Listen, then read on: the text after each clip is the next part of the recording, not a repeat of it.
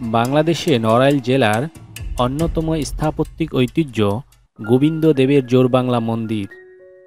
ইতিহাস ও জনশ্রুতি থেকে জানা যায়, আনুমানিক ৩০০ বছর আগে ১৮ শতাব্দীতে মাগুরার রাজা সীতারাম রায়ের দেওয়ান জনৈক সরকার জমিদার এই জোড়বাংলা মন্দির নির্মাণ করেন। মন্দিরটি বাঙালি ঐতিহ্যের দোচালা ঘরের আদলে নির্মাণ করা হয়েছে। এই মন্দির অনেকের কাছে কোটাকল জোড়বাংলা মন্দির নামেও সুপরিচিত। ঐতিহ্যবাহী জোড়বাংলা মন্দির নড়াইল জেলাধীন লোহাগড়া উপজেলার কোটাকল নামক গ্রামে অবস্থিত। লোহাগড়া উপজেলা সদর থেকে প্রায় ৭.৫ কিলোমিটার দক্ষিণ দিকে কোটাকল গ্রামের অবস্থান। এই গ্রামের দিগুলিয়া ইটনাগামী রাস্তা থেকে প্রায় ৬৫ মিটার উত্তর পাশে এবং মধুমতি নদীর পশ্চিম তীরে স্থাপত্য ঐতিহ্য এই জোড়বাংলা মন্দিরটি দেখা যায়।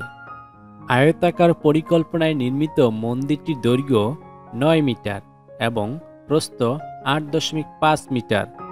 মন্দিরটি ভূমি থেকে প্রায় ১ মিটার উঁচু বেদির উপরে অবস্থিত। এই মন্দির নির্মাণে পাতলা ইট ও চুনসুরকি ব্যবহার করা হয়েছে।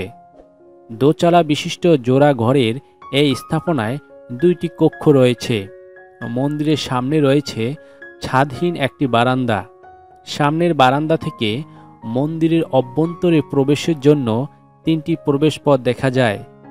গথিক খিলানের এই প্রবেশপথগুলোতে বহু বাজের নকশাসহ পোড়ামাটির ফলকে নানা ধরনের ফুল, লতাপাতা ও প্রাণীর চিত্র অঙ্কিত রয়েছে। মন্দিরের পেছনের কক্ষটি হল গর্ভগৃহ। সামনের কক্ষ থেকে এই গর্ভগৃহে প্রবেশের জন্য একটি প্রবেশপথ রয়েছে। এই প্রবেশপথটি দেখতে সামনের প্রবেশপথগুলোর মতোই। গর্ভগৃহের উত্তর দেয়ালের মাঝামাঝি একটি মূর্তি রাখার প্রকোষ্ঠ ও বেদি রয়েছে। প্রকোষ্ঠটির দুই পাশে একটি করে কুলুঙ্গি দেখা যায়।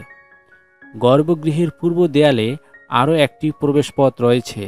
মন্দিরের সামনের ও অভ্যন্তরের দেয়াল জুড়ে বহু লতাপাতা, ফুল ও জীবজন্তুর অলঙ্করণযুক্ত পোড়ামাটির ফলক দেখা যায়।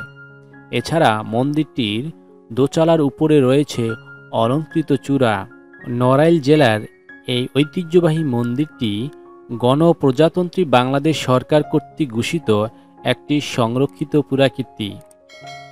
পরিত্যক্ত এই মন্দিরটি বর্তমানে প্রত্নতত্ত্ব অধিদপ্তরের তালিকাভুক্ত ও তত্ত্বাবধানে রয়েছে।